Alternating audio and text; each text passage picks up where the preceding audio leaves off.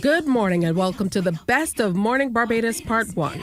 I'm Tisha Hines and I'm thrilled to guide you through some of the most memorable moments from 2024.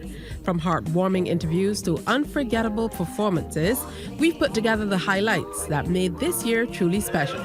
So grab your coffee or tea and let's relive these amazing moments together. Our first highlights remind us of the enlightening discussions with His Excellency David Comishong, Barbados Ambassador to CARICOM. He shared his invaluable insights on regional unity and the critical role CARICOM plays in shaping the future of our nation and the Caribbean. His passion for fostering collaboration and cultural pride was truly inspiring. Sean Clark, the driving force behind Supreme Counseling for Personal Development, shared quite a bit this year. His commitment to empowering young people and fostering positive change in our community left a lasting impression. Some of our standout moments this year came from our talks with Cornelius Bartlett, family advocate and founder of Family Fest Barbados. Cornelius opened up about the importance of family values and the creative ways Family Fest brings people together to celebrate their bonds. We also had the pleasure of speaking with Dr. Dale Brathwaite, a naturopath whose expertise in holistic health and natural healing brought a fresh perspective to our audience. His practical tips on maintaining wellness resonated deeply with our viewers. Up next, we highlight a crucial discussion with Dr. John Barker, consultant obstetrician gynecologist, who shed light on women's health. His expertise and compassion touched many hearts. One of this year's most informative segments featured Dr. Paul Rouse, a urologist, who addressed critical topics in men's health and wellness. His approachable way of breaking down complex issues was invaluable. Consultant General and Breast Surgeon at the QEH joined us to discuss the advances in breast cancer treatment and the importance of early detection. In another memorable conversation, we sat down with Nicholas Roberts, president of HERMAP, who shared his insights on leadership, workplace well-being, and the evolving role of human resources in Barbados. Finally, we revisit a touching conversation with Dr. Gillian Birchwood, consultant pediatrician and neonatologist, whose dedication to health and well-being of our children was both heartwarming and inspiring. These incredible contributors made 2024 a remarkable year for Morning Barbados. Thank you all for your passion, expertise, and unwavering dedication to making a difference in our community. Up next, we revisit moving conversations that touched many hearts this year. Stay tuned for interviews that had all of us inspired. Books open your heart, your mind, and your soul. They are educational, entertaining, inspiring, and motivating. Are you an author of a recent book you want to share? Then Mornin Barbados would love to feature your book in our The Next Chapter segment. Send us an email to morninbarbados@cbc.bb. That's morning without the G. Come and let us turn those pages together.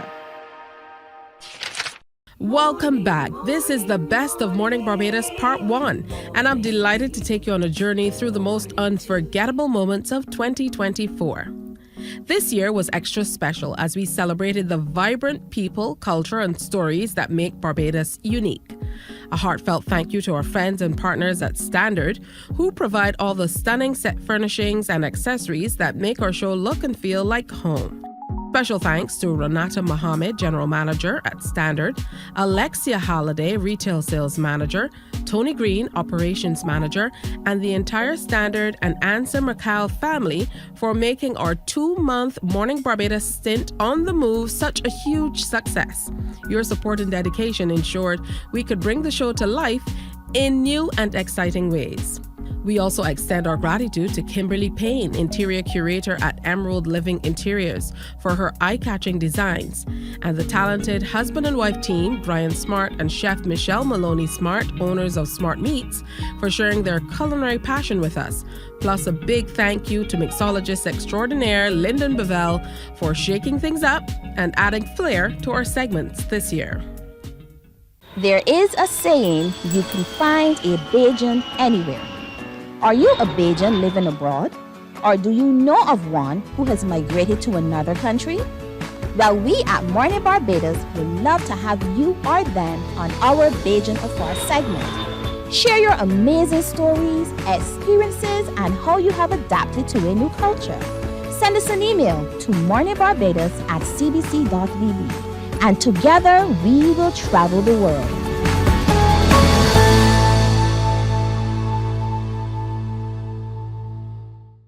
Welcome back to the Best of Morning Barbados Part 1. Now sit back, relax, and join me as we relive the best of the show in 2024. Throughout the year, I wasn't on set alone.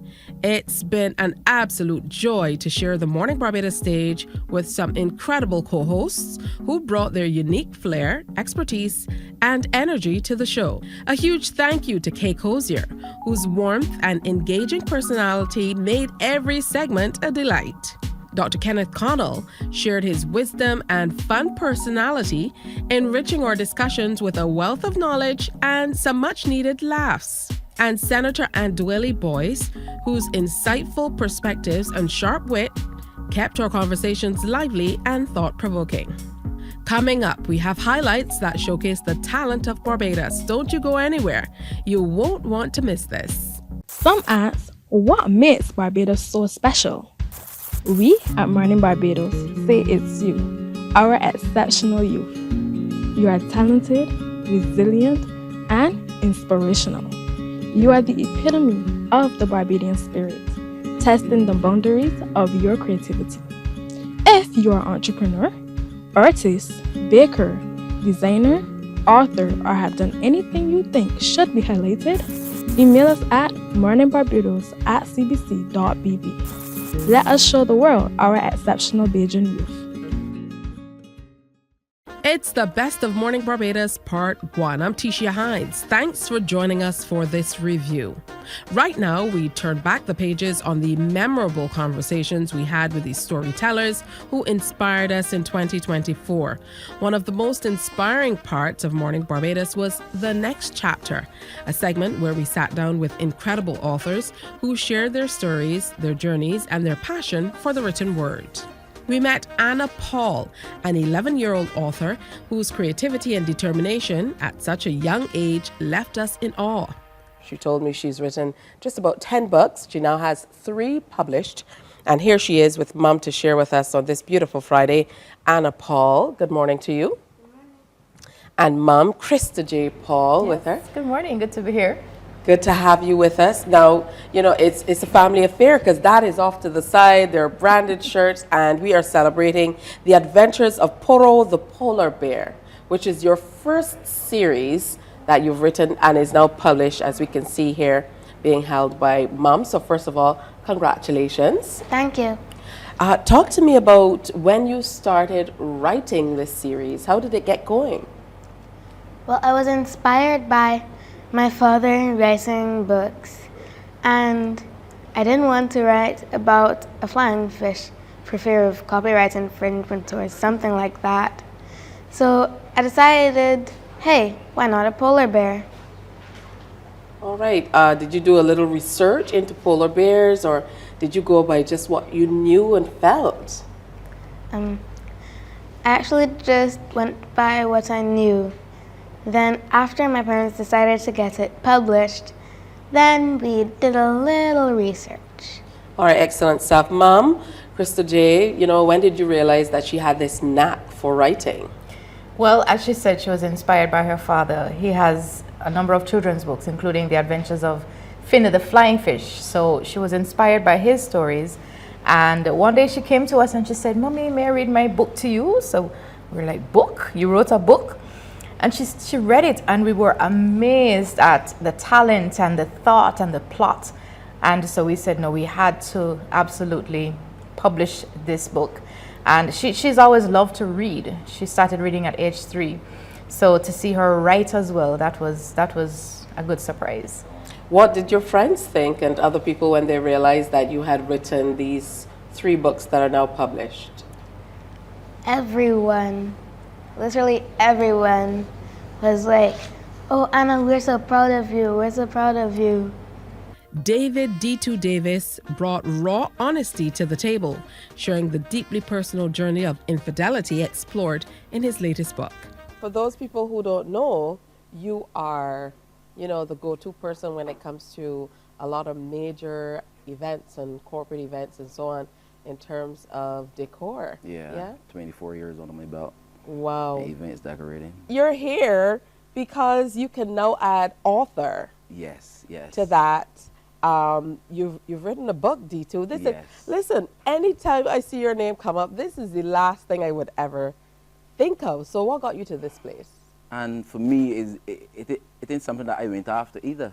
Just like everything else, it just came. It just happened. People always look into me and my wife as a ideal couple. And I will meet ladies and they will say, I wish I had a man like you. And I will say to them, not you wish you had a man like me. You wish that you should be a woman like my wife. Because if you understand the things my wife went through for us to get to this place, then I don't know if we would have made it. You know what I mean? And then I started writing the story of my love life with my wife. 27 years married, 30 years together.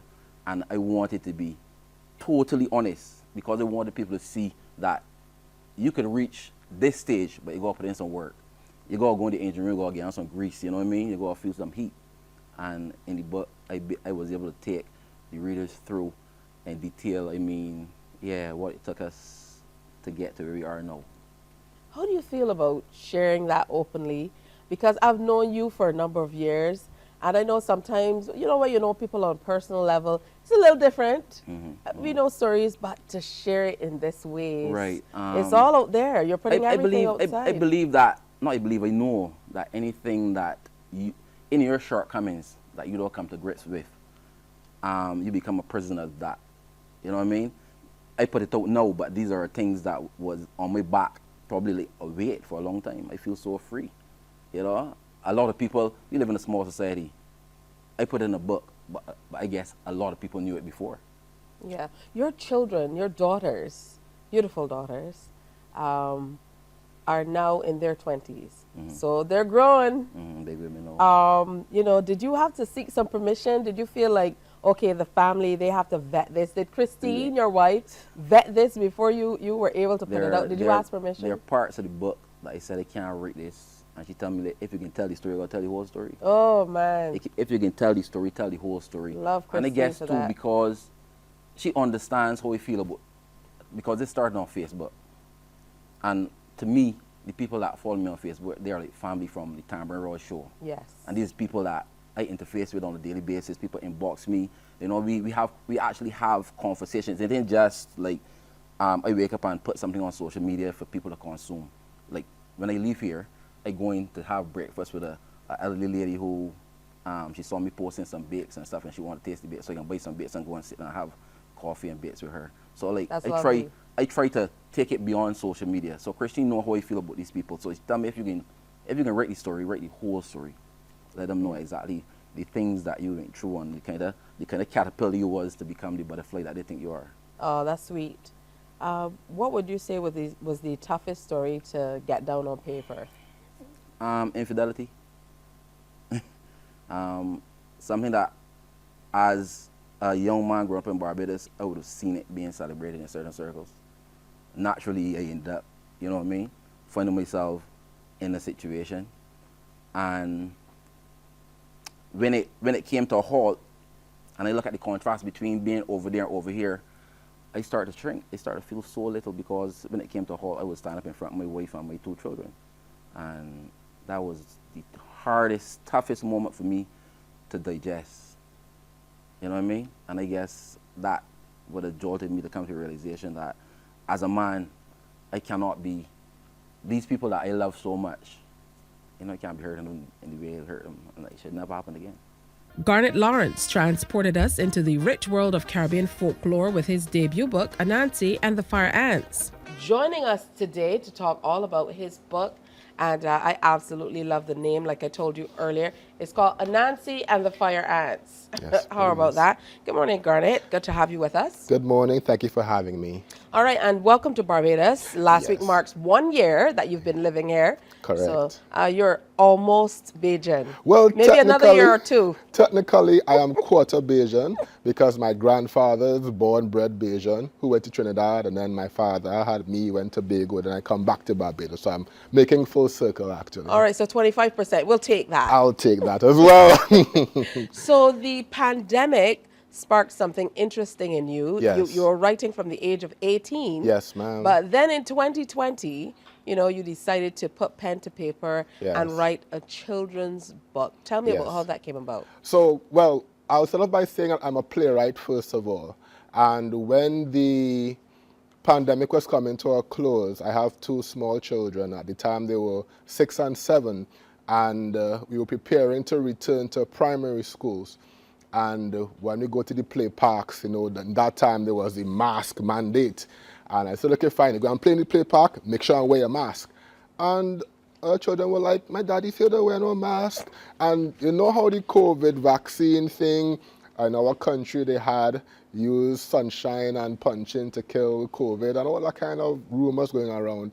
And when they came back to the school environment, my fear was that children taking what their parents say as gospel would go into the classroom and not practice proper hygiene in the classroom. We know how if one child gets a cold in a school, the whole school can shut down as a result. And with something like COVID-19, I wanted to make sure that they were prepared. And I felt as though that wasn't, most of the public health campaigns targeting adults, not necessarily children. It wasn't child friendly. It was kind of fearful and scary, how people dying, that kind of stuff. So I said, as a playwright, at the time, working with a performance arts company, I said, we need to put a message out there to prepare children to return to school and to at least practice the 3 W's. Wash your hands, wear a mask, and watch your distance, which is something that most children will not do on their own. Especially when they see other kids. Yes, yes. So I wrote it as a play first to go into the various schools, and that didn't work out. And I said, this is too important to leave on the shelf. And so I got investors, my wife and my mother, thank God for them, thank God for women in my life. And they put money where their mouth was, and they supported me getting this book out, and we got it produced. And I said part of my marketing plan, which of course sucks, was to put it into the Bocas Children's Book Prize competition. And to my surprise, what does Bocas stand for? That's something in Trinidad, I yes, would so the Bocas Lit Fest is a literary festival. The Bocas is the straits between Trinidad and Tobago. And so they use it as the metaphor representing that meeting place for literature in the Caribbean. And I entered my book into a competition and I won.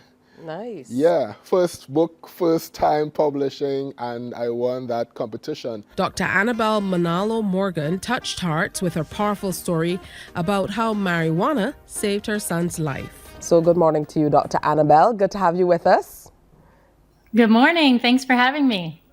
We actually had an opportunity to chat with you maybe a year ago through Babsy. I know that there's a connection there, so it's wonderful to have you back on CBC TV8 to talk more about the work you've done. So let's start at the beginning. Share the story of just what the book says, how cannabis saved your son. Yeah, sure. Thank you for having me this morning. I wrote this book in 2019. Many of you may know my husband, Gramps Morgan of Morgan Heritage. We had a son together, our first little boy, and he was born fine. But he was, it took the turn quickly after bringing him home. So Gramps noticed that he was foaming at the mouth and that he was seizing. So he was having 500 seizures a day, up to 500 seizures a day. Doctors tried everything, of course. He had a stroke, and to this day, I can't tell you why or how that happened. But ultimately, a surgery was done on our son Macario, where 38% of his brain was removed. So he's missing pretty much all of his left brain. And it was predicted because of what is that area is responsible for, that Macario would never use the right side of his body. He would never have memory, comprehension, proper speech, and just have a really difficult life, as you can expect a child missing that much of his brain. But we brought him home. That's when he was 5 weeks old. And of course, we're going to love him and do everything that we can as parents to help Macario have somewhat normalcy of life. It was at 6 months old where me being a biologist, I felt like God maybe made me a scientist for a reason. I'm a cellular biologist, and I started in neuroscience, and I really just kind of turned off mom and turned on scientist, and thought to myself, I need to try to do something, look into something, or at least study my son to see what we can do in order for him to have some form of normalcy. I mean, truly, because at 6 months old, he was still no different than a newborn baby.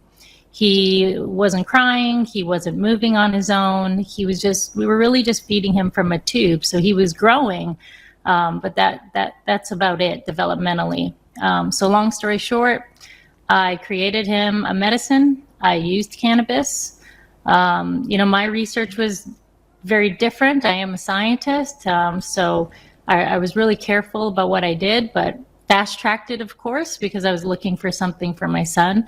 I went cold turkey off of all of his medications. I started pumping this formula. I made him through his G-tube, and immediately started seeing change at 7 months old. His eyes started to move around. 2 days later, he was crawling. 2 months later after that, and today he's 8 years old and will be getting up shortly, getting ready for school. He has no developmental deficits whatsoever, and that's why I wrote the book, Mighty Flower. That is such an amazing story on so many levels. What type of response did you get, Dr. Annabelle, from mainstream science, from doctors? Because I would imagine the pushback would have been interesting, or the conversation around it at least. Absolutely. I actually thought I would get a lot of a worse response than I did, just because of the stigma, of course, around cannabis. And this was 2016. So in the state of Tennessee, where we live, cannabis is still illegal. So I had expected a lot of pushback, but quite honestly, when you have a miracle, and that's why I'm using our story as a tool. When you have such a miracle, people listen, people still have a heart, even scientists, and the scientific community has been incredibly supportive. And I also think it's because I haven't taken the path of, okay, let me create a business to just start selling a bunch of ganja, or, let me capitalize off of cannabis becoming legal soon. I never took that route. I've always been research focused. How do I contribute to add more science to the industry? And I think that's a big part of why the response has been so amazing, honestly. We know you were here, as I mentioned, as the keynote speaker for the Beige Can Cannabis MedCon and Expo here in Barbados recently. And even though you're advocating through your book for medicinal use of cannabis, you're also advocating for there to be a lot of R&R, research and development as well. So share with us a little bit more about your thoughts on where we should go with cannabis based on your experiences in terms of being able to truly develop it, so we can see the benefits in the way that you have in Macario. Yes, so I want to say thank you to BMCLA. I know you all had Shanika on the morning after, become a good friend of mine. And I will say that Since 2019, Gramps and I have just been, of course, going across the Caribbean to see where the research lies, where the legislation lies on cannabis. And I am happy to say, the development has been quite incredible. Every Caribbean country is, taking different steps in different ways. But I do see that in Barbados, you have the right people leading the path as far as wanting to make the right connections. That conference, Beige Can, was incredible because there were so many different respective leaders from the cannabis industry within the Caribbean that attended and then shared where exactly cannabis is in their different Caribbean countries. And we were able to compare it to where it is in the United States, where it is in the UK, within Europe, because a lot of people in the cannabis industry really travel to try to make waves. I think, staying on the same path as far as doing the due diligence. Don't just throw the word medical in front of cannabis. We still don't have specific products for specific conditions. And until we can get there, we still have to just keep pushing on the research and the drug formulation, so that people that aren't really into cannabis for that reason, for medicine, so that they can start trusting it because it has the science behind it. So I think that, you have the right leadership and you have the right groups in the Caribbean to really make a big push within the next year. After the break, we'll be taking a look back at the unforgettable musical performances this year. So see you in just a bit. Books open your heart, your mind, and your soul. They are educational, entertaining, inspiring, and motivating. Are you an author of a recent book you want to share? Then Mornin Barbados would love to feature your book in our The Next Chapter segment. Send us an email to morninbarbados@cbc.bb. That's morning without the G. Come and let us turn those pages together. This year, Morning Barbados was the stage that came alive with incredible performances that left us inspired, entertained, and in awe of the immense talent right here in Barbados. We were captivated by wonderful dance from Kendra Leacock, whose soulful moves struck a chord with all of us.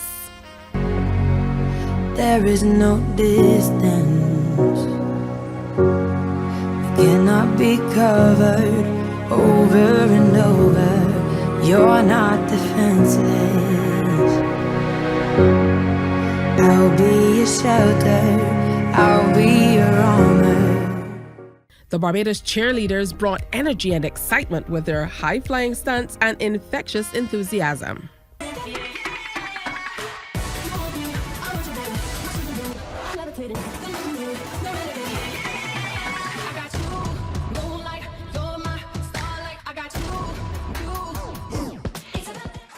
The UWI Dance Ensemble amazed us with their artistry and grace, showcasing the beauty of movement while we were at standard distribution.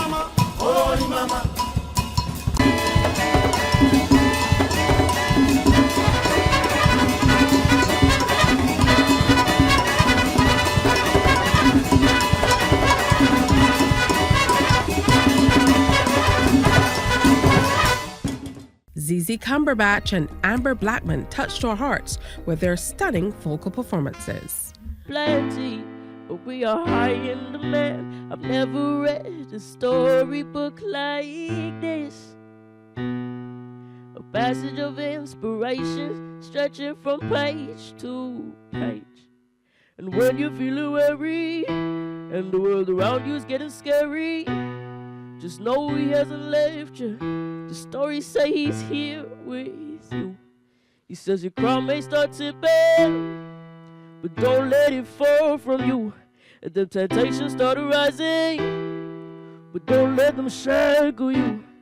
You hold on to something stronger, or with him you hear the power. And those days we feel like nothing, he still believes in you. Cause the music, so sweet, and I feel it, so free. All night,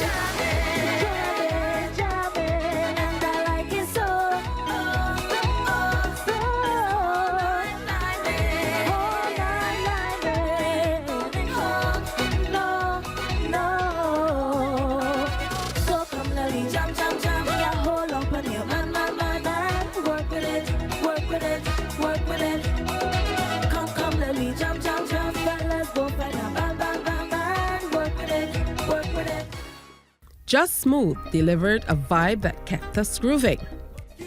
Walking, trying to make something happening. I'm fighting with backbiting. I still do my thing and walking, fighting to get the wheel rotating. Just remember when I win, hear me sing, just watch how you're talking. When you call my name, you might be looking for fame, but sometimes these things just bring pain, so watch how you're talking. With rumors and lies, because everything you hear is not what you see with your eyes. So I beg you, let me out, keep my name from out. Rising Stars, a man like P and Miguel Vibes, brought their unique sound and dynamic energy to our Morning Barbados stage. Sweep out girl like a man, I ain't care what the damage is. Girl, I woulda lick down the wall and fix that leak and give some new PVC. So where you do? Gimme. I looking for what, girl? Gimme, what? I looking for what, girl? Gimme, what? I looking for, girl? Gimme. Ooh, I drop in my CV. Want to know what inside your company? All night, you and I love intertwined. Baby, come let me wine. Oh, come let me rock, let me roll, let me dip, let me go down. Stick to the flow, brace but don't slow down. No, I'm never gonna let you go. No, come let me rock, let me roll, let me dip, let me go down. Stick to the flow, brace but don't slow down. No, I'm never gonna let you go. Oh. And AC, the reigning Pickety Crop monarch, rounded it all off with electrifying showmanship on World Tourism Day. It's in the place, the session running wild. Party people behaving real bad. I know that you love to jam the raga soca style. Well, this one is sure to drive you mad. So come and let me see ya, slow down the pace. Throw back the waist. On my command, it's time to jam. Sing with me. Oh, Tisha, sing it. We having a nice time. Stick around. Up next, some touching tributes. There is a saying, you can find a Bajan anywhere. Are you a Bajan living abroad? Or do you know of one who has migrated to another country? Well, we at Mornin Barbados would love to have you or them on our Bajan Afar segment. Share your amazing stories, experiences, and how you have adapted to a new culture. Send us an email to morninbarbados@cbc.vb, and together we will travel the world.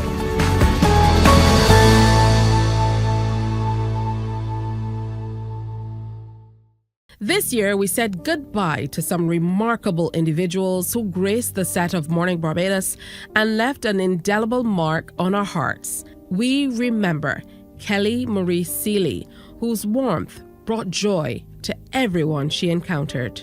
Shakira Shori, whose passion and light touched so many lives. And Tyrone Trotman, a cultural gem whose contributions will not be forgotten. They may be gone, but their spirits will forever remain a part of our story.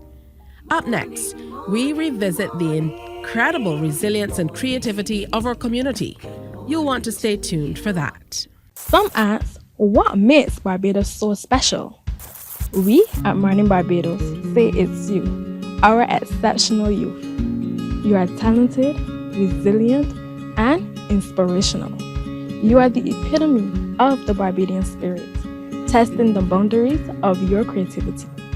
If you are an entrepreneur, artist, baker, designer, author, or have done anything you think should be highlighted, email us at morninbarbados@cbc.bb.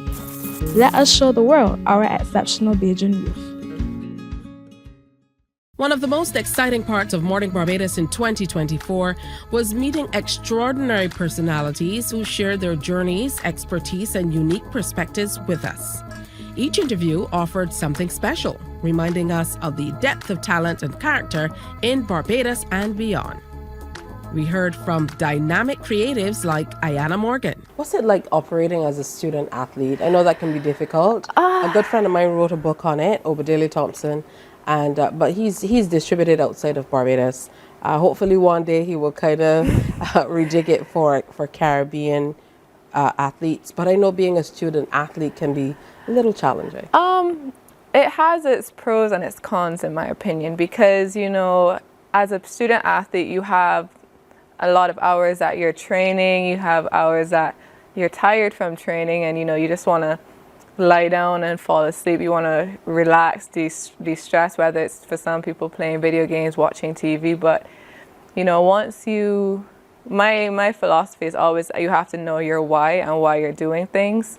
So for me, I always had, especially in undergrad, it was my why is to get my degree, to get as far as I can in track and field. So, you know, for some people it's easy to, you know, not knock out those distractions, but others it's a little difficult. But, you know, you can get fantastic opportunities with being a student athlete. You know, people are fortunate enough to, like myself, you know, have multiple degrees and, you know, not have to pay for them, and that's a blessing in itself, honestly, because, you know, you're happy to get the chance to, you know, work on your craft, work on your passion, and then at the end of the day, you know, you're also getting something else out of it besides, you know, the rewards that you're getting on and off the track, the court, whatever it is. So, you know, it's hard, but I ultimately thoroughly believe it's worth it once you find that balance between the two, for sure. Sheena Rose shared her artistic vision and passion for her craft. My best friend at that time, I had very low self-esteem. She told me, you can apply for Barbados Community College. I'm like, me? And she like, yeah. So I applied. I would say that, I say this just to encourage students out there and young adults and young children. I only have 4 CXCs. And I had no lot of CXCs and stuff like that. And when I applied, I just had the amount they wanted to let you get in. So I did the art program there, the associate degree. I was a little harder, and then my teacher, Mr. Hatcher, pulled me up and said, you know, your GPA is not good, your grade point average. And I said, huh? He said, yeah, if you want to do the bachelor's, you got to really pull up yourself. Yeah. So I pull it up, get serious, did the bachelor's degree. And then when I did the Bachelor's of Fine Arts, my work started to twist and turn in different directions. I learned like ceramics, photography, painting, drawings, sculpture. Meant a lot because at first I just wanted to do cartoons. But then when we... No, go ahead, I'm listening. The school exposed you to a whole other world. Yeah, because I was a bit annoyed at first. I was like, I just want to draw. Yeah. But then when they said, no, you have to like do these other materials and process and techniques, I said, okay. And then I really, my teacher, Hatcher, was like, you're really good at fine arts. You should go in that direction. Okay. And at first I was disappointed. And then I was like, oh man. And he's like, no, you're really good at this part. You should really go in this direction. To be honest, more people want to go towards graphics because it was like guaranteed you will get like a job as a graphic designer. Or if you do fine arts, it was more so you become like a teacher, like an art teacher or something.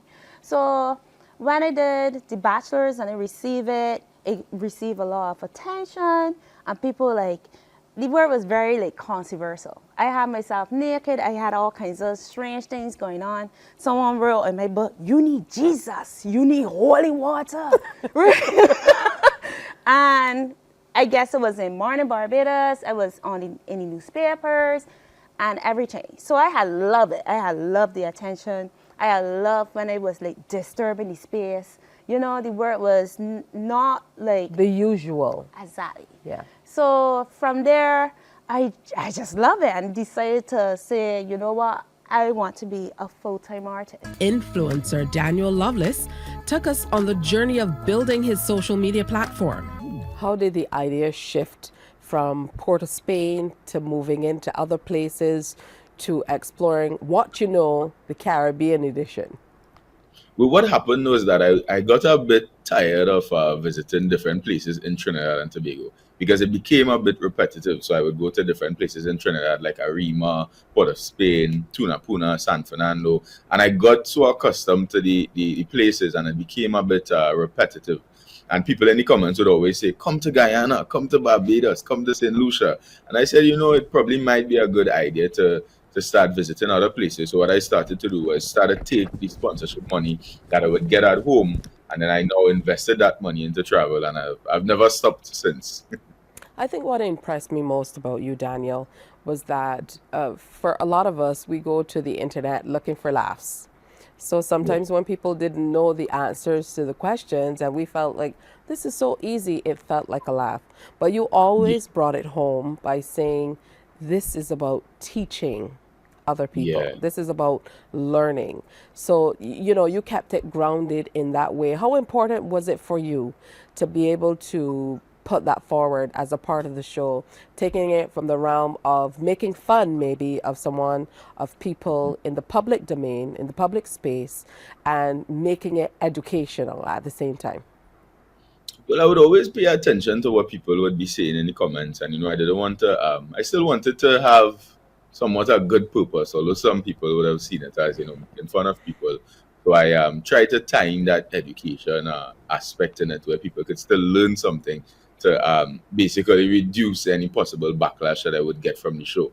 But I soon realized that the format still wasn't sustainable, and I still wanted to expand my reach. So I decided to rebrand the entire concept of the show, and that's what brought us to where we are now.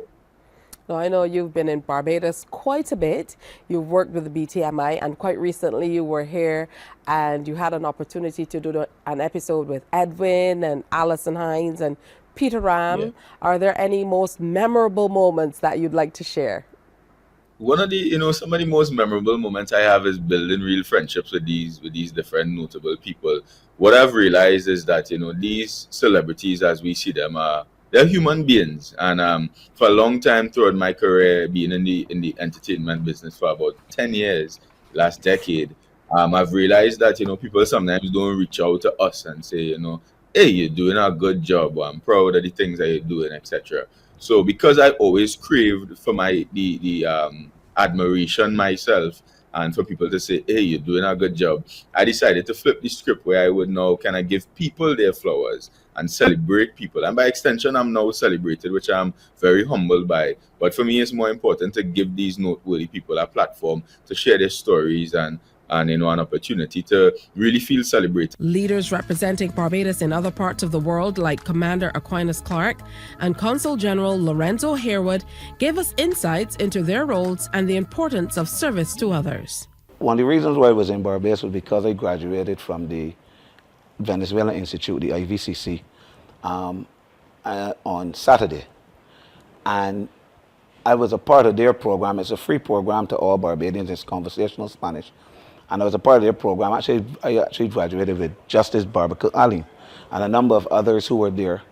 And they've done phenomenal work in Barbados in helping Barbadians to be able to get to the level where they can speak conversational Spanish. Now, I live in a Spanish country, so I technically speak Spanish every day. But they've done phenomenal work. So we have the Venezuelan Institute that is working. We have the Barbados Community College. We have the University of the West Indies. The plan of the government was that Barbados will become a bilingual country by 2030. I think we have started on that road. In a few months, you'll see initiatives for teachers. I had a meeting with the Ministry of Education. I met when the Prime Minister met with the Vice President of Venezuela. We spoke about bringing the languages into the nurseries, because it's important that we start children speaking the language at a very young age. I'll give you a personal experience. My son is 9 and he's fully bilingual. And the great thing about that is that he does not speak Spanish at home. In fact, when he comes home, he switches off Spanish, but when he goes to school, he switches it back on. And that's phenomenal for a 9-year-old to be able to do that. And if we can get more and more Barbadians doing that, it means that we will be able to bridge some of the gaps. But don't say it in a vacuum. There are many Venezuelans who learn English too. So while we have a language difference, we don't necessarily have a language barrier, because a lot of Venezuelans also speak English. So we can go and we could get on the ground and we can start working now. And that is very important for us, because it means that we don't have to go through jump through a lot of the hoops language-wise to be able to solve the problem. But there is a plan in Barbados for Barbadians to be bilingual. I know the concentration: Spanish, Chinese, French, etc. Whichever somebody feels more comfortable doing. My area was Spanish. Incidentally, my mother was St. Lucian, so she was French. And so it's important that we do it, because the world demands a second language. It's not only little Barbados and dealing with other countries, it's the world. When you leave Barbados and you go other places, and your ability to communicate with people, your ability to understand what people are saying is important for you as you develop your strategy. So we are well on our way. So what's the day-to-day like in that space? The day-to-day routine is rigorous. I've been asked by some staff when I first came to slow down a bit, but it has been rigorous. Every day is a constant flow of meetings and engagements. And for me, someone who has a training in numerical science, like economics, I'd really like to walk away from discussions knowing what tangible gains I've made for the country. So it is meetings in the office, meetings away in the different states that I cover as well. And it is really a process I'm looking to do now in terms of activating the diaspora. We have so many persons, few and far in between, and getting to people all the way in Vermont, some in Rhode Island as well. It is a number of activities to which we're refining the overall work plan for the consulate, and that work plan includes Invest Barbados, it includes BTMI for sure, and also includes to a lesser extent, but we're still wanting upstairs on the 9th floor, we have the mission to United Nations as well. Still wanting for sure, but we have different particular mandates, but it includes BTMI and Invest Barbados, yeah. What are some of the projects that are ongoing or coming on stream soon that are an extension of what's happening at your office? Yeah, for sure. So one of the things I noticed when I first walked into the office, I'll tell you how responsive we are. When I was there, I know recently we had Hurricane Beryl that passed, and we did recognize that there was a lot of processes that persons would usually take in terms of hurricanes or natural disasters in Barbados. None of it was written. What we've done, essentially, we started to do a draft disaster response protocol for the office for the first time. I recognize that there was a bit of a disjoint and disconnect between some of the youth down here and the consulate. So for the first time, we actually started an internship program at the consulate. We have, for the first time, an established, well-run Facebook page, LinkedIn page, tagged into the Instagram as well. One of the things that we're keen on in my first year is really communication and ensuring that people can have an appreciation and understanding for not what a consul general does, but what a consulate does. When persons hear consulate up in the States, traditionally, they're focused on passports, immigration, any matters dealing with that particular sphere. But it's also about the correct term in diplomacy, they call it commercial diplomacy. I call it business facilitation, but basically the same thing. And also our cultural expansion and projecting our culture as well. So there's a lot of activity that happens. We also had visionaries like Michael Bonds. So tell me a little bit about you as a spoken word artist, award-winning poet, and motivational speaker. Sure. I've been performing and writing for about 25 years. I found it at a time when I was not at my best, and discovered that I could put some words together, and I had this ability to make others happy with the way I was sounding, the way I was making words, and then I started studying poetry. I started studying the likes of Langston Hughes and Maya and Gwendolyn Brooks and the beat poets and the black arts movement and artists and such as Mary Baraka and so on and so forth. And then I started, designing and creating different metaphors and similes and things of that nature that, just resonated with people. And then it just blossomed from there. I tried to write a book a couple of times, asked people to teach me how to publish books, and no one would do it, so I figured it out myself. I figured out how to self-publish myself. Now, you mentioned that a lot of this started when you were not at your best. Yes. Tell me a little bit about that and how this maybe became an outlet for you to be able to engage in a level of self-therapy, Hmm. if you can call it that? Absolutely. It is no secret, and it's part of my motivational speech and part of my own growth and development. When I was younger, I was like criminally active. I was a part of a whole bunch of negative things that, you know, right now I teach young men, I build young men, and I do motivational speeches, and I do mentorship programs with young men right now, and that whole thing. I'd gone to prison, and inside a cell, I literally found a book by Langston Hughes, The Panther and the Lash, on a book cart. And I read it, and I read it, and I read it, and I read it more. And each poem, each of my first poems, I tried to craft the same way he crafted them.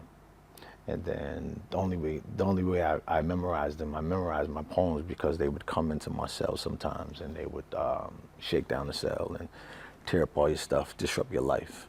And so I try to commit all my poems to memory for that reason, because I wanted to remember them if they threw them away.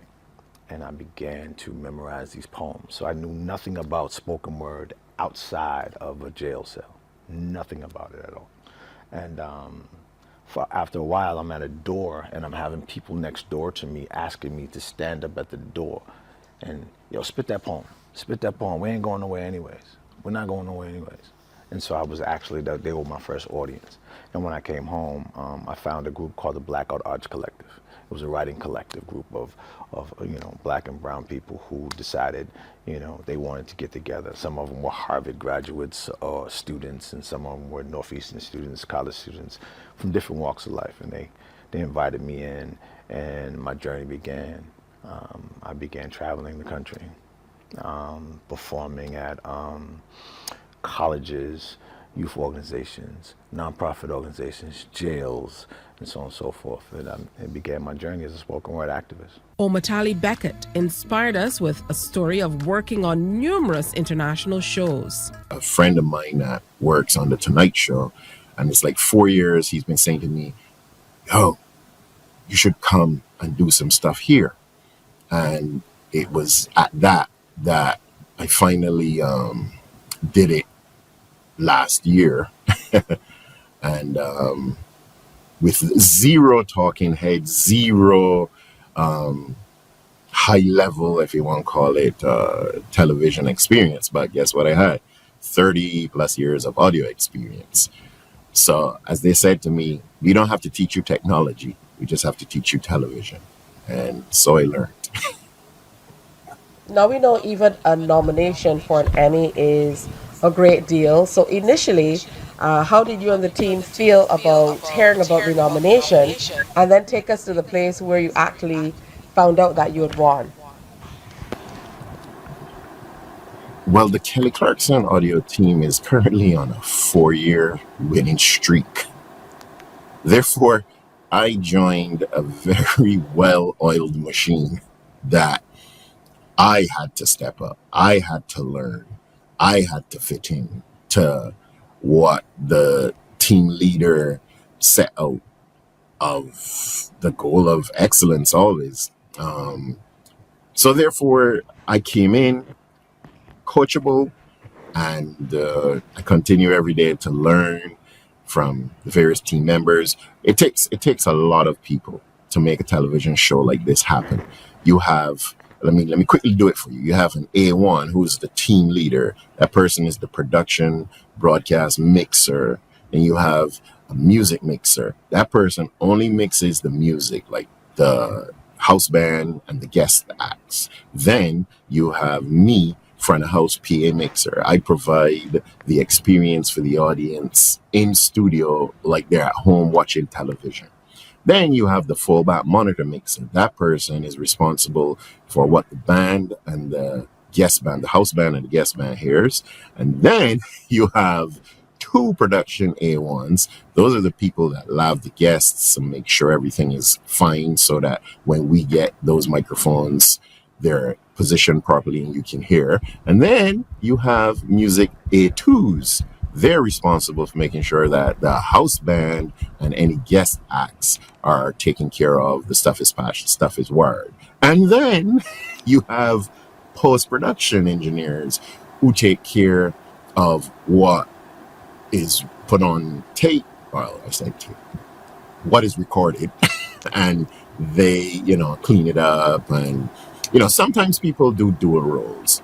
So, like in my position, I do front of house and PA mixing, and I'm also able to do the broadcast mixing on this project. While Kelly Donnelly shared how she followed her dream.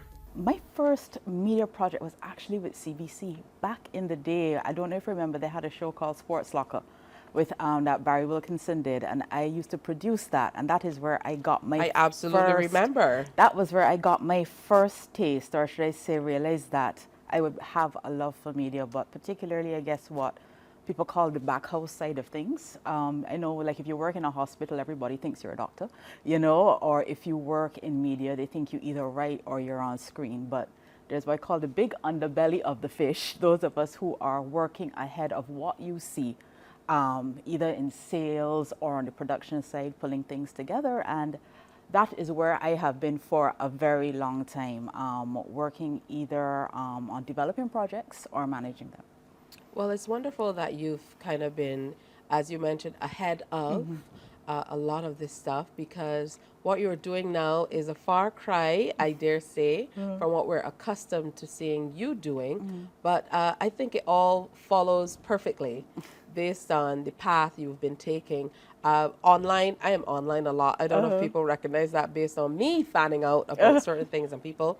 But I see you doing Bajan renovations. Listen, that has been my my fun project. As you say, sometimes it may seem disjointed, but experience is never wasted. I was in the process, well, I purchased a home as a part of, I guess you could say, my financial freedom journey. But because I have production experience and, of course, have colleagues in this space, most people, you buy a home and you take a few pictures along the way, but we always have camera gear. So one of my team members was like, we should film this. And then one day it was like, okay. But you're so in the habit of filming that you can segment it very well. And it has been so encouraging and overwhelming, but also surprising, the need for information in this space. So we have a very vibrant community online right now where we are learning together and renovating together, and so many women in particular are purchasing properties and renovating on their own. So, we are in each other's DMs, going through some legal work, and we're also like choosing stuff together. So the community is growing and I'm enjoying it. Kenville Horn, a journalist from neighboring St. Vincent, stopped by. How did you get into journalism? I know you work for the Vincentian newspaper, which is the national newspaper in St. Vincent. So how did you get into that particular area of business? Well, interestingly, I've always shown a desire for media and for sharing and disseminating information. I started out as a person who was contributing articles, opinion pieces to the Vincentian newspaper. And then I indicated my desire. I did some training first with, it's actually a Bajan, and he passed away a few years ago. I think he was working with the Nation newspaper. I can't remember his name. But I think his surname started at H. And he came... Harold Hoyt? I think it's Harold best Hoyt. Of the best. Yes. And the way he was explaining everything to us, the way he was selling journalism, I buy into it. And from that moment, I became inspired and I set out to become a journalist from that point. Now, you've been able to do so much. You were part of the British government's International Leadership Program. Yes. You got to go meet the Queen. I mean, as a journalist, what more can you ask for? Tell me about your involvement with that program.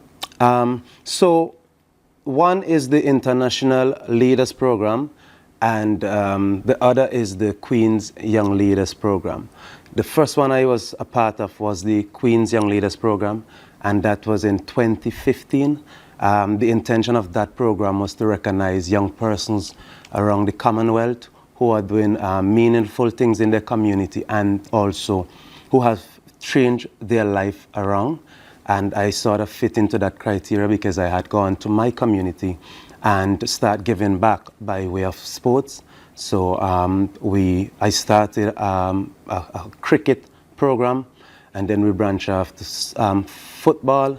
So after a period of time, because we started it in the school, but after a period of time, I realized the need for it to be held outside the school setting. So I started doing it on weekends. And I think persons look at what you're doing. Sometimes you don't know people are looking at what you're doing, and someone pick up on it. And when the opportunity comes for persons to be nominated as Queen Young Leaders, I was nominated for St. Vincent and the Grenadines.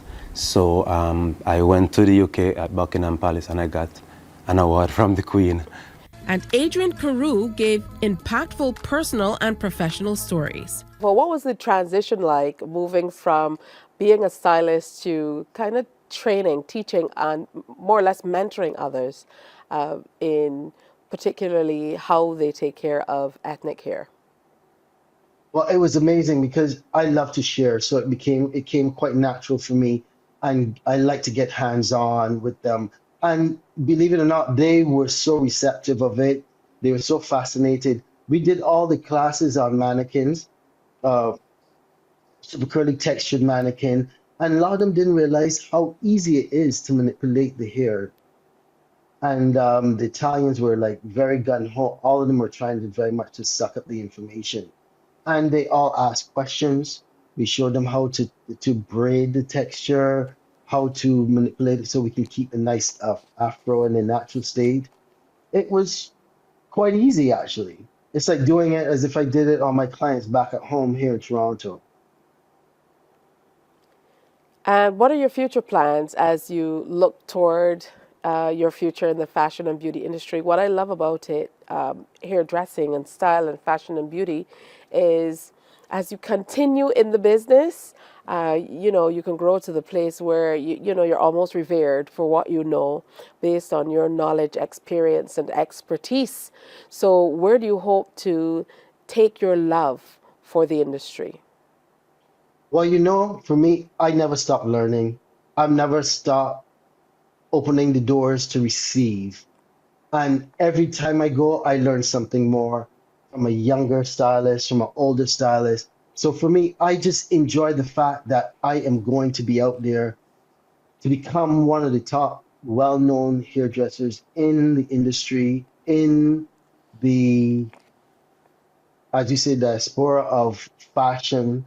I just want to be one of those guys to be a key hairstylist. So I'm on my way to becoming that. For the launch of the Fenty Beauty line in Barbados and the Caribbean, Rihanna's personal makeup artist and Fenty brand ambassador Priscilla Ono dropped by. So you've been with Rihanna for just about 8 years. Almost 8 years, Tell us a little bit about that relationship. Well, I actually met Rihanna almost 15 years ago on the set of her music video, S&M. I was doing makeup for the background. She saw me on set and she's like, hey, I want you to be in this video. And I said, this one right now that we're shooting. So if you go back, I'm actually in that music video, which is kind of crazy. But we met then, and then we just became friends. And when she wanted to launch a brand, she reached out and asked if I wanted to try out to be the global artist. And I did, and I got the job. And ever since then, I've been working with the brand with development. I've been there since the beginning. So I know the products really, really well. And I'm excited for our masterclass because I want to share all of the insight of like Rihanna's thought process when it comes to her products. It's not just a name, it's a quality of product. And I want people to know how much quality and time Rihanna really puts in her products. Of course, we couldn't forget the delicious contributions of chefs Dario Boyce and Rashid Cummings, who brought stories of culinary magic to our space. What you guys do in St. Martin? Specifically, what's on the menu? We got fish cakes for sure. As a Asian, for me, one of the things that we've been doing is we've been using international dishes, but the traditional flavors. So a lot of the things we try to put our identity in with having a twist of something that would have been local, but brought to the international scale with presentation, flavor-wise, stuff like that. So how we season our meats, how we prepare the menu, the items that we put on, is things that would have come from the experience and the growth as a Bajan coming up, cultural identity in terms of we have, like, as I said, fish cakes. We did bourgeois when they had cultural representation. We did a bourgeois dish. So we tried to put, like, I did a stew food dish. Macaroni pie. Yeah. So we try to always have a part of our culture immersed in the menu to give people that taste of Barbados, but also have the international flair. What about you, Rashi? What are some of the things that you've looked forward to bringing to the menu, to the table in St. Martin? Well, for me, working with Chef Boyce, as he said, we want to do is to use Bajan cuisine innovatively, using it in different ways. So, as we say, if we do like Bajan cuckoo, we do it with a twist, present it differently, and then now we do it in a bowl. Now we can shape it in like a canal with a different fish. We try to use it in different ways, like as we said, it's salt fish. And to use cuckoo, we use macaroni pie, but in different ways to make it much better in a more presentable way for the guests and also for the what is for the hotel itself, actually, for the presentations, the flow, the service, stuff like that. So basically we use different cuisines and we use it our way with the Bajan twist. As I said, we seasoning the meats, we do it the Bajan way. We do the rice, even the Bajan way. Any dish that we do, we try to use it Bajan. We to put Bajan in it because we have two heads here as Bajans, so we try to get the flavors out for everyone to taste our culture, what we bring, what we do, and what we are, and what we love, because that's what we're here for. Last but certainly not least, Reverend Father Simbert gave some wisdom that uplifted us all.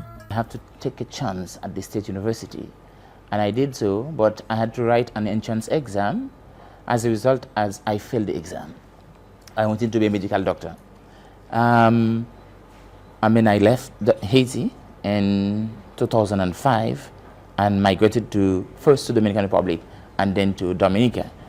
But while I was in Haiti doing my, trying to get to the State University, I failed the exam. And I was vexed with myself and with God.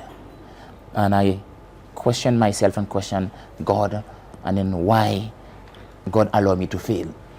And only to realize in 2010 why God didn't want me to get through the State University. When the earthquake took place in Haiti, the compound where I would have been studying as a medical student, the building collapsed, most of the building collapsed in the compound, and then I would have been among those who have been dead in the earthquake.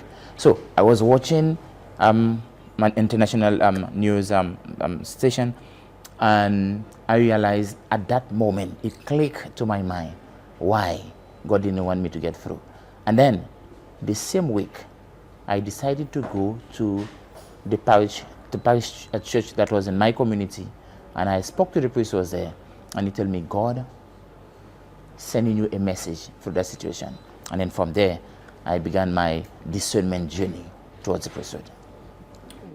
I hope you enjoy that look back at some of the unforgettable conversations with some of the most compelling personalities this year. Coming up, we're throwing it back to one of the most exciting segments of the year. Trust me, you don't want to miss this one. Books open your heart, your mind, and your soul. They are educational, entertaining, inspiring, and motivating. Are you an author of a recent book you want to share? Then Mornin Barbados would love to feature your book in our The Next Chapter segment. Send us an email to morninbarbados@cbc.bb. That's morning without the G. Come and let us turn those pages together. 2024 was a year of incredible achievements, and some of the most inspiring moments on Morning Barbados came from the remarkable youth who graced our show. Their talent, dedication, and passion remind us that the future of Barbados is in great hands. We celebrated the young participants of the UNDP Weather Kids campaign, who showcased their creativity and commitment to environmental awareness. They're a part of the Weather Kids campaign as a part of the UNDP's efforts to boost awareness on the impacts of climate change and, of course, to mobilize people from around the world to take meaningful action where climate change is concerned. So good morning and welcome. Good morning. Good morning. Good morning. It's good to have all of you with us. Now, I'm going to start with you, Claire. Tell me how you feel about being a part of the UNDP Weather Kids campaign. I feel very proud that I'm in it because this is also a big opportunity for me to be in a campaign. I've never been in a campaign before, so this is a pretty good experience for me to have done. What about you, Reese? Tell me. I'm proud of myself because I've never been on TV before. So it's good to be on TV, and then of course you get to see yourself talking about something very, very important. So that makes all the difference. And for you, Noah, how do you feel about being a part of the campaign? I feel very excited. I feel good about being part of this campaign because I've never been part of a campaign before, and it feels good to talk about very serious stuff that could impact and help people around the world. Wonderful to speak with all three of you. And we have to sit down for a program together. I mean, you guys have so much knowledge among you that we definitely have to have a further conversation. But thanks for coming, all right? Okay. One more thing, Reese, tell me. You want to say something else? No, please. No, you're just saying bye. Bye. You want to do a little bit of weather as we go to the break? Do you remember your lines? I'm fine. What about you, Noah? I think I'm good as well. Claire? Okay. I'm accomplished already. She's accomplished already, people. Yeah. Okay?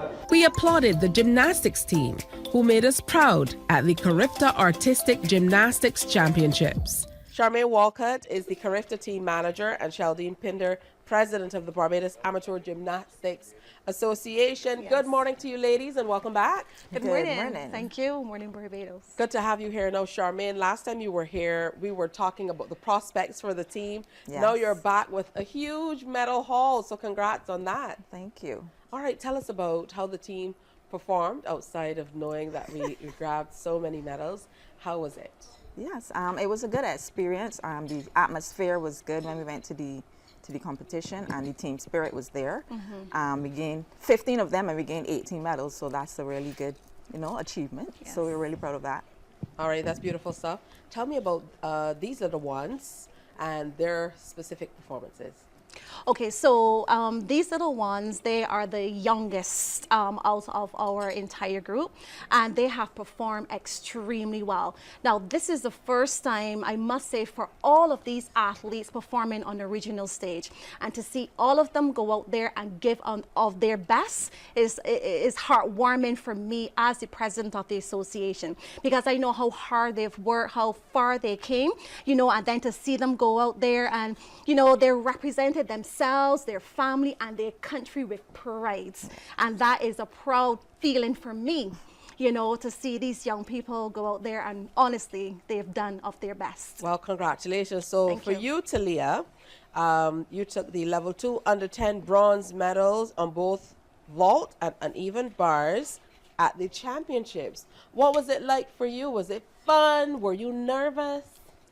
It was fun, nervous, but exciting. Oh, that sounds wonderful. And what's your favorite event? Or were you happy with all of them? Pardon? Floor. The floor. How did you have to prepare for the floor? By doing a lot of skills, and my coach is helping me to get that done properly. All right, that's good stuff. Pass the mic on to Freya Rose. And Freya took level 2 under 8 silver medal on vault.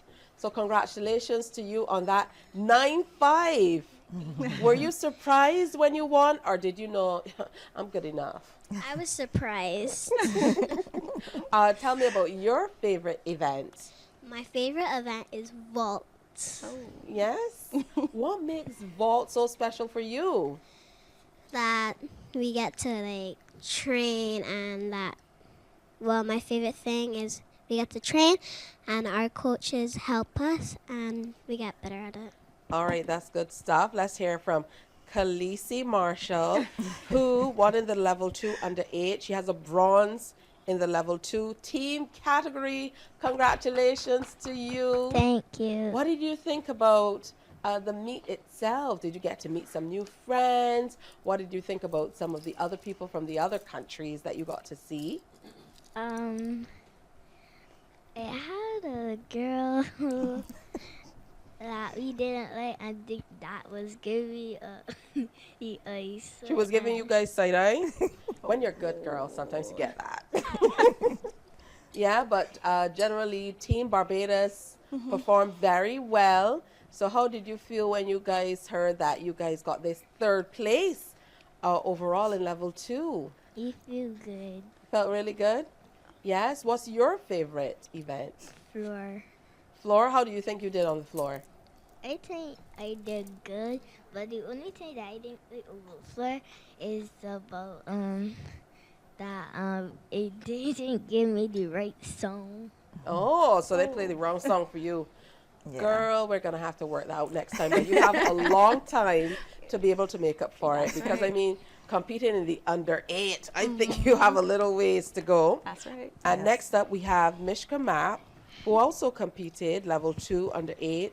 And you got bronze in the level 2 team category as well. So tell me about the meet. Was it all that you expected? Was it fun, exciting? It was fun.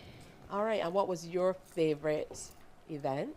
Bars. Bars? Why do you like bars best? Because I get to swing on it. So there's some fun to it as well. Older ladies who competed in the Carifta Artistic Gymnastics Championships, Barbados, Team Barbados came home with 18 medals. Congratulations, ladies. Thank you. All right, so let's get to know everybody. And I'll start with you, Mariah. We kicked the management team off to be able to kind of fit everybody on. So you're going to have to take that role. What did you think generally about the competition? It was good. And specifically about your performance. My performance was okay. I think it was more than okay. You're sitting there with 3 medals around your neck. Tell us how you accomplished that. On bars, I came first. And on vault, I came third. And then on beam, I came third. That's pretty good, isn't it? That's All right, good stuff. Next to you is Serena on your right, so pass it over to Serena. Share your thoughts on the competition. I thought the competition was fun, and I like talking to the other girls from the other countries. All right, and how did you perform individually? Pretty decent, I guess. Yeah, show off the medals. Let's see. Tell us which areas you excelled in. On bars, I came third, and on beam, I came second, and in the all-around, I came third. All right, that's excellent. What's your favorite event? Bars. Bars. Yeah? All right, do you have to train extra hard for bars? Or does that come a little easier to you? Not really. It's kind of easy, I guess, but only for now. Only for now? You have to go a little harder. All right, good stuff. Now pass the mic over. Tell us about your performance. My performance was okay, I would say. It was just okay? Yeah. You girls are being so modest. Tell me, I see a few medals there as well. Show them off for me and tell me what they're for. I got silver in floor and bronze in vault. And what's your favorite? Floor. Floor. You obviously did very well to get a silver medal. So congratulations. Pass it over to Amber. And you're level 5 under 15. Talk to me about this gold medal. I got my gold medal on vault. It was okay. You didn't think it was your best? It was my best, definitely. On floor I did pretty well, and bars and beam. All right, that's good stuff. But what's your favorite thing? Floor. Floor. So you definitely performed well and within your wheelhouse in capturing gold on the vault. Was that a little different? Were you surprised since floor is your favorite? No, not really. Yeah? Yeah. I'm not that surprised. Good stuff. Oyinda. Yeah, your thoughts on the competition overall? It was okay. Just okay? Yeah, what would have made it better? If I was to get better scores and place on something. Yeah, but I mean, it's an honor to be able to represent Barbados, isn't it? Yeah, there are not many of us who can say we've represented Barbados on a national team. So that means a whole lot. You won gold in the level 6 team category, which is why we're here celebrating you. How does it feel to be a part of a winning team like this one? It feels great because not only did I just win with my teammates, but I won with some of my closest friends as well. Oh, that's beautiful.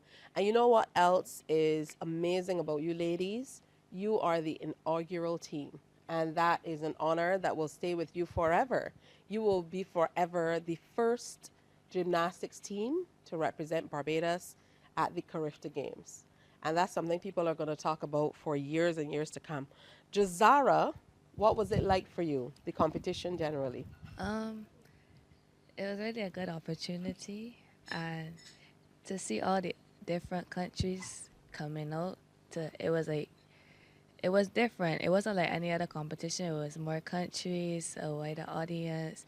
So it was really a good experience for me. And tell us about your medal.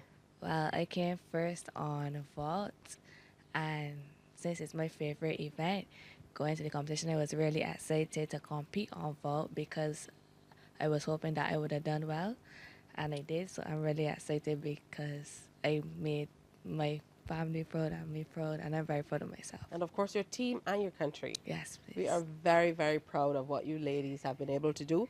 For you, Daniela, what was the competition like for you, competing, leaving Barbados, and going overseas to compete in this sport that you obviously love?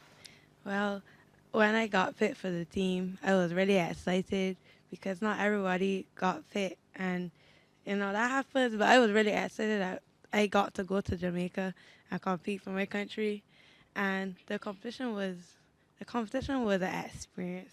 I can say that was an experience. I did well, but I just didn't do good enough because I had to compete against my teammates, which are very, very good.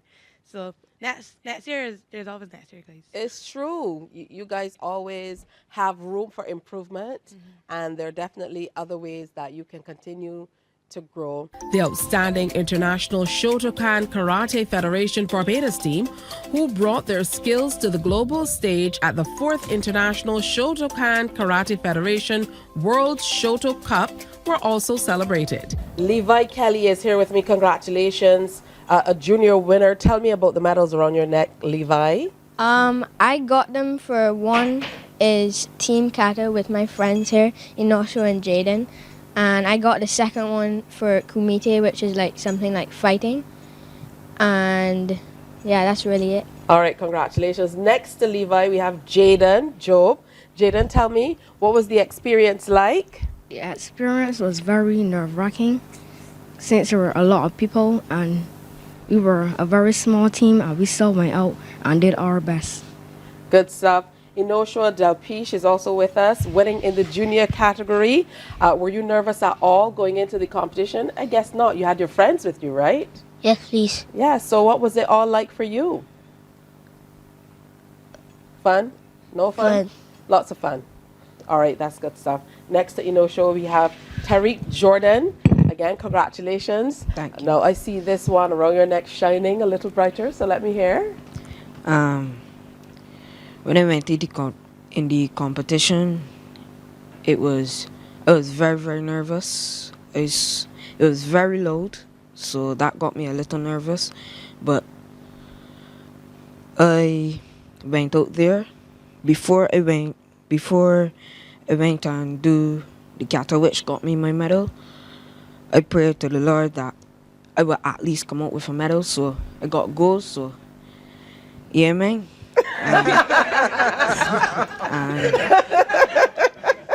So I mean, enough said. Drops mic, not literally. All right, and next to him, we have Trinity Knight. Again, another junior. Congrats, Trinity. Thank you so Talk much. to us about your experience. Well, my experience, I was very nervous, but I knew I had the Barbados team to support me, around me. And when I won this for the fighting, I was very nervous. I was very excited and happy that I did my best and I got this bronze. Oh, congratulations. And Latrell Knight, also another junior. Being a part of a team like this, I would imagine that it has been, a tremendous boost to all that you do as well. So talk to us about your experience. It was kind of nervous and got big. It had a lot of people around me, people shouting at me. But even though I don't got the medals, I try my best. Absolutely, and that's important. We shone a spotlight on Haley Harding, our 2024 Junior Minister of Tourism, who represented the voice of our youth with confidence and poise. Madam Minister, good morning and welcome.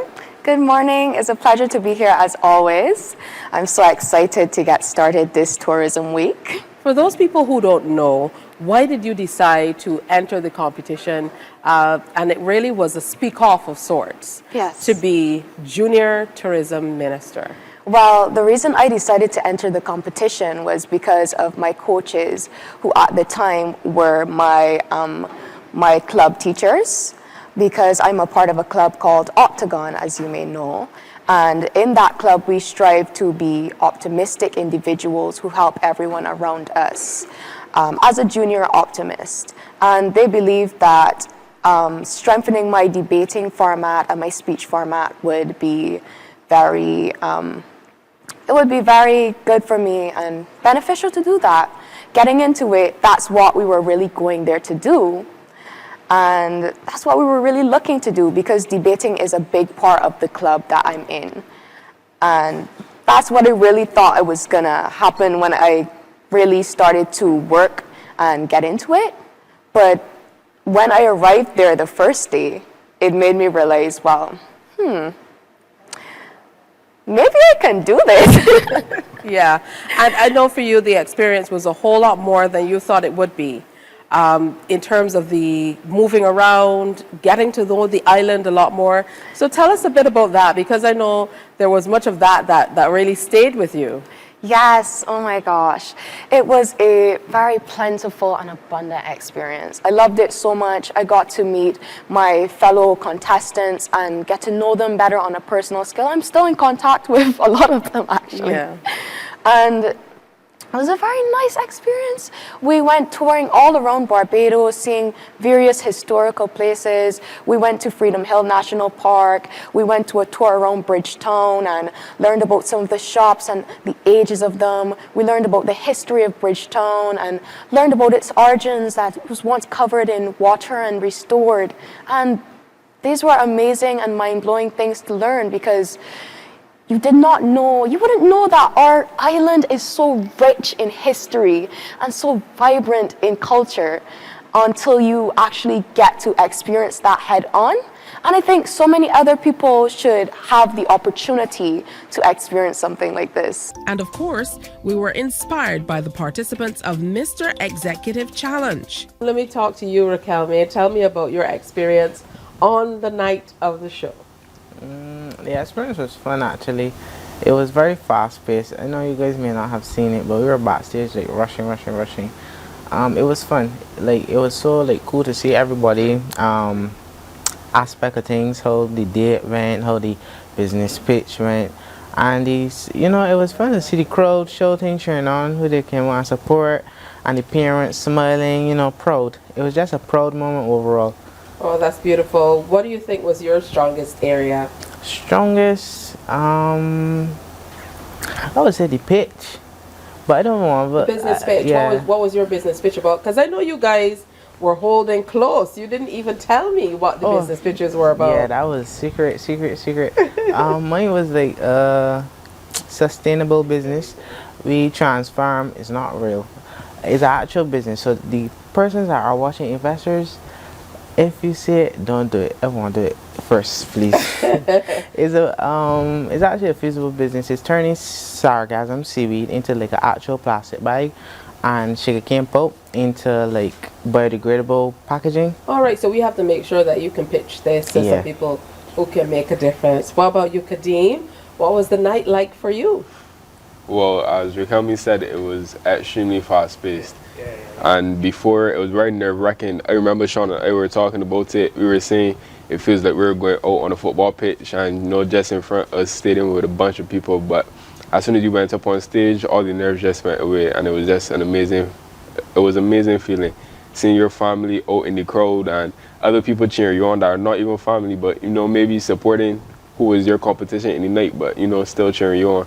It was a really great feeling, and the night altogether, it was actually very successful. Everyone went in there, put their best foot forward, and we see who came out on top. Good stuff. Now, for you, what do you think was your best area? Ooh, that was very difficult to say because there were some technical difficulties with some areas, but I would say I feel like the date was a very strong point for me, and maybe the modeling, maybe. All right, good stuff. Good stuff. And of course, you represented for Alexandra and SMS. Yes, please. Both schools. And Raquel May represented for the Lodge School. And the guy who came out on top, Mr. Sean Seals, represented for Ellerslie. Alexandra also. And Alexandra as well. Yes, Let me tell you, Alexandra had to have not one hand, but two in this thing. Your impression of the night? Well, when I got there, I was nervous. My first time on stage, I was trembling, but I couldn't show it. So I just executed what I learned. And the whole night, it was fast-paced, as the guy said. Rushing, changing clothes, and getting back on stage. But overall, the support from family, friends, teachers is what made the difference. Is what made it better. That's really. Listen, y'all listening?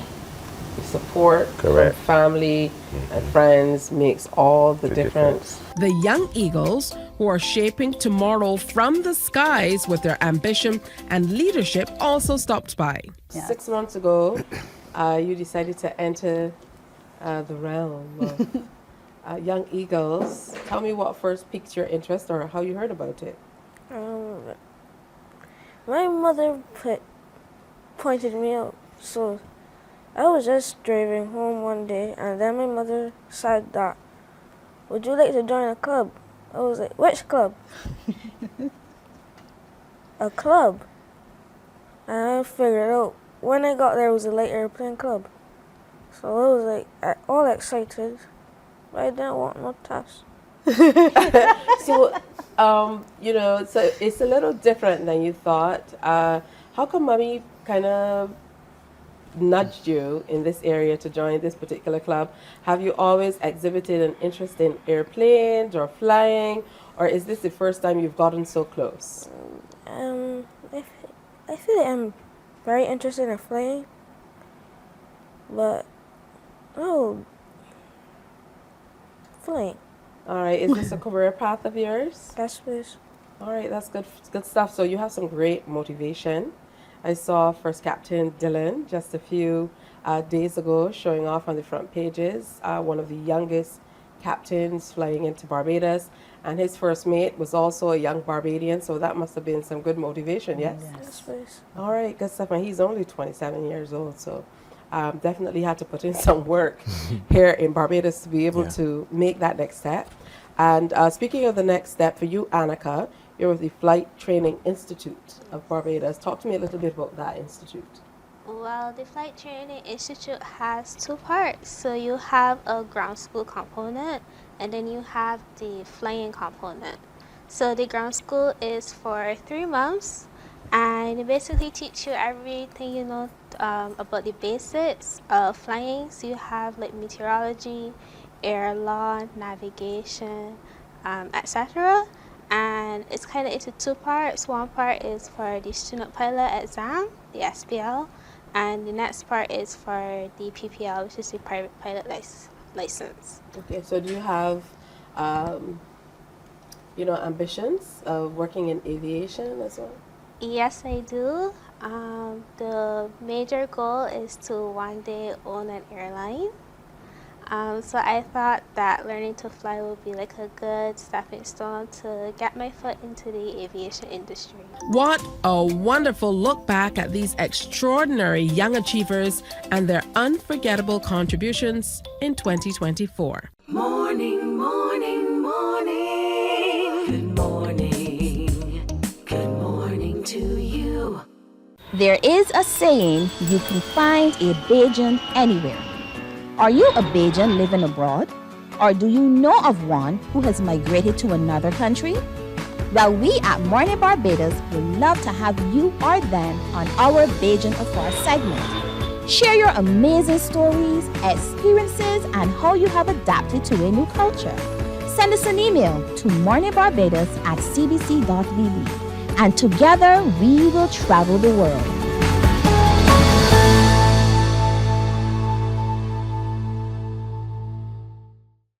One of the key pillars of Morning Barbados is providing content that informs, educates, and inspires.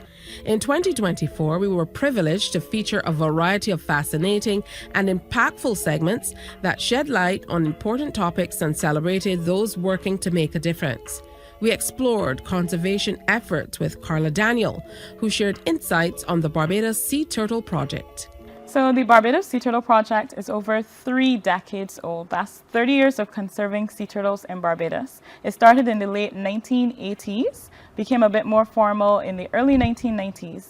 When it first started, there was a legal harvest of sea turtles in Barbados. So people were still eating them in different places. One of the first things the project lobbied for was an end to that harvest that occurred in 1999.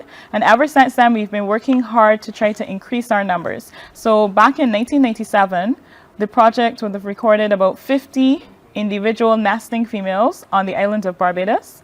With a lot of hard work, now we are currently averaging over 600 individual nesting females in a few short years. So we've been working exceedingly hard to bring our critically endangered turtles back from the brink. We celebrated World Sight Day with David Callender, learning about the importance of eye health. On this World Sight Day, I know that the focus this year is on children, but we've talked a lot about the impact of non-communicable diseases on our population as well. And I know that for some of these, that means that, your eyes are severely affected depending on what disease you're battling. So can we talk a little bit about how the eyes are impacted by non-communicable diseases? Sure. First thing that would come to mind, of course, is diabetes. We have lots of diabetics in Barbados. It's recommended all diabetics should get their eyes screened or checked for diabetic retinopathy, because that changes in the retina, which may be permanent, can impact on your vision in long term. So all diabetics should get their eyes checked for diabetic retinopathy on a yearly basis. Uncorrected or uncontrolled diabetes can cause problems in the retina that can be permanent, and these changes can cause blindness and can even cause a painful blind eye. So everybody who's diabetic should get their eyes checked. Andrew Loki, a dedicated teacher from St. Leonard's Boys School, shared his innovative teaching approach, and we heard from his students about their outstanding achievements. From your perspective, how have you approached teaching these young men this influence that you talked about that you think has made such a difference in their grades? Well, I would obviously like them to say it more about this, but what I would say is this. I coming up in the car just a moment ago, I was talking to my friend Alison. I was saying to her that over the years, I don't think I've ever been afraid to try and to be myself and to do, what I can to make sure that my students do well. When I met these young men, I said to their parents, when you leave here, when they come to this school, they're literally my children. That's the first thing. So the first thing that is in my mind, even though I might not have known their names or the case to be, automatically they became my children. And because they were my children, the same kind of effort and the same kind of whatever that I would pour into my children, I would pour into them. Which meant that, and then the second, and I think one of the most important things is that I don't think that I have the right to, but I kind of give the children in my class a license to be the best they possibly can. What difference is it for you within your classes that you've come through? What difference has it made to you that you think has made a difference to your grades? Well, for example, like I was in 1A before I came into 2D. When I was in 1A, the teacher was kind of nonchalant with how he behaves, basically. And when I came into 2D, I didn't get that nonchalant kind of action, didn't get that non-caring kind of action from Mr. Loki. And now, So it made a difference in the way that you Yeah. approach work and everything. What about you, Shay? Your thoughts on the difference in maybe Mr. Loki's approach generally? Well, let me go back to primary school. In primary school, the teachers were on and off about how they would teach their class. And yes, the class was bigger. The class would normally be like 35 students. I know it's like 30 or 20. But the way that he teaches is almost like, how do I put this? It's almost like there's a purpose, and there's such a purpose that you almost don't expect it, right? And You feel that's what's made such a big difference with you. For you, Shay, yeah, you know, your thoughts on the difference it has made with you. Elijah, yeah. Elijah, yeah. Yeah, the difference is really in primary school, again, the teachers weren't really like as purposeful as Mr. Loki is. So when I came into secondary school and I had a perfect environment to really showcase my work, I just took the opportunity and it flew. A visit from the principals of the Tyrese Caesar Foundation moved us with their story of giving back in the midst of their darkest hours. Now, you really fight against gun violence, which is what you do. How do you think you've kind of evolved since you started? How have things changed in terms of how you approach maybe your fundraisers, what you do, the messages you share when it comes to gun violence? I think we've made significant strides. I think we were able to garner a lot of support. We started new persons on the block, no experience, and I think the last 2 years have been phenomenal. We've done a lot of work with the youth and in schools. We've more worked on the preventative end, and we did some work in communities. We were spending a lot of time trying to develop programs, and that is all done in-house. And we've been able to garner the support of a lot of persons. We've had some support from corporate Barbados, not as much as we would have wanted, but through self-sacrifice and a lot of persons who kept with us, I think we were able to do quite a bit. The work is still ongoing, and we will be doing more focusing on the survivor end coming up soon, and we should see a lot of work where we go there and try to do more work for the survivors. At present, we do a lot of counseling if need be, but we want to be able to give them tangible items, etc. Raquel Davis, an Nkosi mounter from the Met Office, helped us understand the significance of World Meteorology Day. But it's great to have both of you with us as we look toward World Meteorological Day 2024 with the theme At the Front Line of Climate Action. So welcome. Good morning. Hi, thanks for having us here this morning. Absolutely. So let's start at the beginning, Raquel. Sure. What does this theme mean in from the perspective of a meteorologist and in terms of what you do at the Met Office? Okay, well, it means, we are at the front line at the BMS. We are designated as the focal point for warnings in Barbados. And at the front line of climate action, like what do? We provide the forecast daily. We provide climatological data. And also we have our observing systems. We have our radar. We have our unmanned sea vessels. We have 3D pause stations across the island, which has helped us with recording rainfall and temperature, not only in Charnox, Christchurch, but the wider part of the island. We can tell you the rainfall accumulations in St. Lucie, St. James at any given time for any given period. Well, so there have been some advancements in terms of how we treat to the data that is collected and the way the data is collected. Yes, correct. Of course. Yeah, I heard you agree. It's a bit more widespread. So initially, when people think of the Met Office, you think of Charnox, Christchurch. However, we collect data from more places, so that helps us then build up the climate database so that then we can give a more accurate forecast. Instead of just using data from a single point in Christchurch, we're now getting data from across the island from these automated weather stations. We also welcomed Her Excellency Brenda Wills, the newly appointed Ambassador of Canada to Barbados, who shared her vision for strengthening ties between our nations. I started by mentioning the long relationship that we have had with Canada, and I would imagine that your role here is to continue to deepen and strengthen that relationship. Absolutely. And last week when I presented my credentials to the President of Barbados, Her Excellency, the Most Honorable Dame Sandra Mason, she pointed out to me that in fact we had boots on the ground with our Trade Commissioner service in 1907. I was discussing with her how we were one of the first countries to recognize Barbados' independence in 1966, but she corrected me that we've been here a lot longer.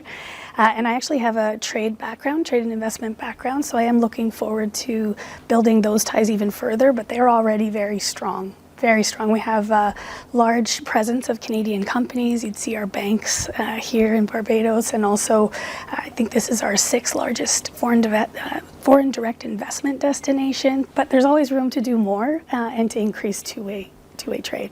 Education was a recurring theme, with Professor Christopher Emden speaking about transforming how we teach. Where does education stand to be able to break that mold when there's still so many links happening at the basis of what we're talking about? Yeah. Well, you know, the magic is, Tisha, the magic is that schools can become microcosms of a world not yet. You know, that's why I love this work. You know, when people ask you questions like, well, how can this happen? What does it happen? It happens in schools. We have this structure that all of the young people come to. And in that space, if we reimagine how we engage in that space, that's where the detangling happens. That's where the reimagining happens. And so when people ask me how is that we transform schools? You ask me how is that we train teachers differently? You ask me how, I say it's through this educational transformation initiative that the Ministry of Education has been embarking on, which is saying we're going to start with our teachers, with our leaders, with our young people, and create this new generation who will imagine it differently. And more specifically, as far as techniques and strategies, that's what this lecture is going to be about. It's going to be about honest conversation. It's going to be about individual responsibility, and it's going to be about collective imagining, and then leaning into this imagination to offer up what a future can look like. The Barbados Chevening alumni highlighted the life-changing opportunities their scholarships provide. Right now, you have to show why you want to go to UK, why you want to study this subject. You're going to have to speak about networking and leadership. And those are the key things that they want to know from you. And you know, what are you going to do, you know, in your contribution? And the applications are very competitive. I know all academics who are trying to apply for it, because it is all about postgraduate study. It's not your first degree, but it's for those who have want to pursue postgraduate studies and have at least 2 years experience. So you can't finish your degree and just apply for this achievement. You have to have work experience now. In my day, it was just applying to do postgraduate. There was no work experience. But now you have to have at least 2 years work experience, and then you can apply for the scholarship. And so many universities in the UK, you know, of all walks of life, and it doesn't matter what you want to study. I study information technology. People study law. People study, doctors study advanced sciences. There's journalism. There's so many aspects of studies in the UK. So it's something that if you're interested, you should really look to pursue and get that support. So it's good to hear that really are no limits. There are no limits to what you want to study. The thing is, it really is quite a prestigious scholarship. I didn't even realize that until I was just having a chat with a girlfriend, and I was telling her that I had done, and she went, "And that's not on your CV." Yeah. So it's really quite to have been awarded achievement scholarship is really quite prestigious. So it really is something that you should make sure that you line up all your ducks when you come to do the application. Make sure that you have not just that you've shown that you're interested, not just in the subject, and that your grades are quite high, but also that you've done some work in the communities. Those things help you stand out from all the other 100 people in the Caribbean who are also applying for the same scholarship. So make sure that you show those things. We also marked National Deaf Awareness Month. Kavisha, tell me a little bit about what you do and how you got into this particular area.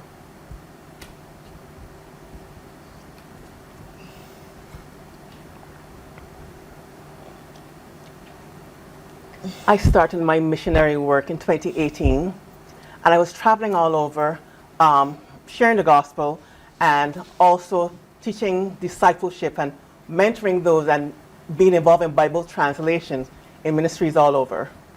And what are you up to these days? What has brought you to Barbados?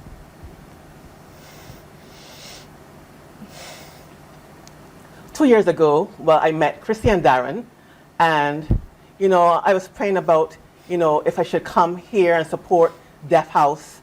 And, I wanted more to be involved in the culture, but also for them and people to know and learn more about deaf-blind culture.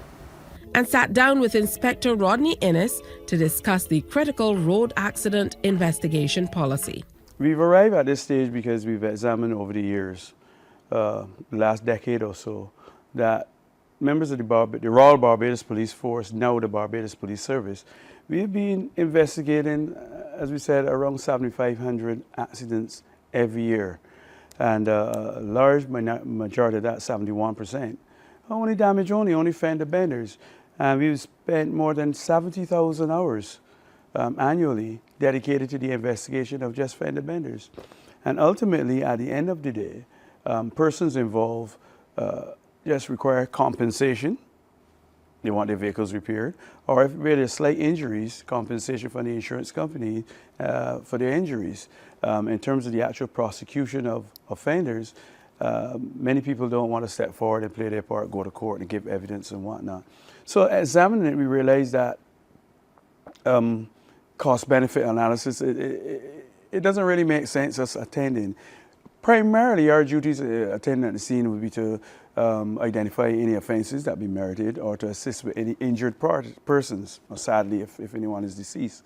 More importantly, the insurance companies have stepped up to the plate. They have a part to play in this too. They do the compensation of damage of monies and for injured parties, damage to vehicles, whatnot. And they've stepped up with us. We've had discussions over the past 2 years or so.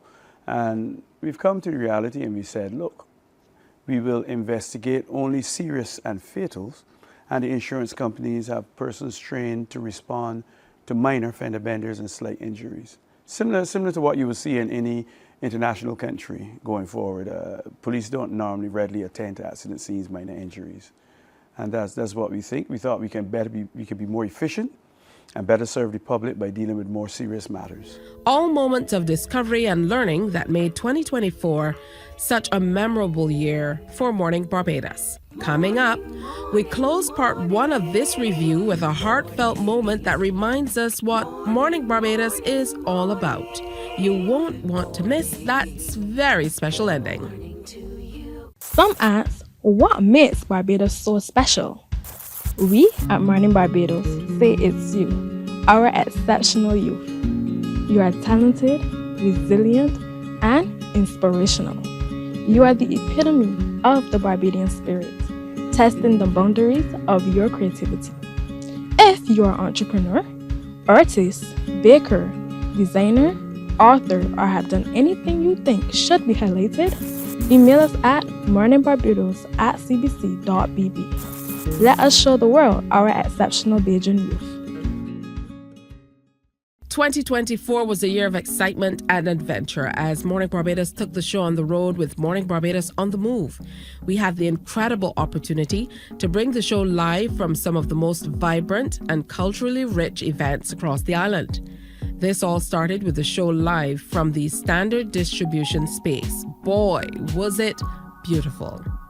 We soon moved up to the Whole Town Festival, where we celebrated the history, culture, and community spirit of this iconic event. Then we were thrilled to broadcast live from the LESC in partnership with the Barbados Tourism Marketing Inc. for World Tourism Day, where we explored the importance of tourism to our economy and the beautiful destinations that make Barbados so special. And that wraps up the Best of Morning Barbados 2024, Part 1. It's been an absolute pleasure sharing these memorable moments with you. Be sure to tune in tomorrow for Part 2, where we'll bring you even more highlights to end the year on a high note. From all of us at the show, I'm Tisha Hines, wishing you a wonderful day. Have a joyous and safe Christmas season and a blessed and bright 2025. See you soon.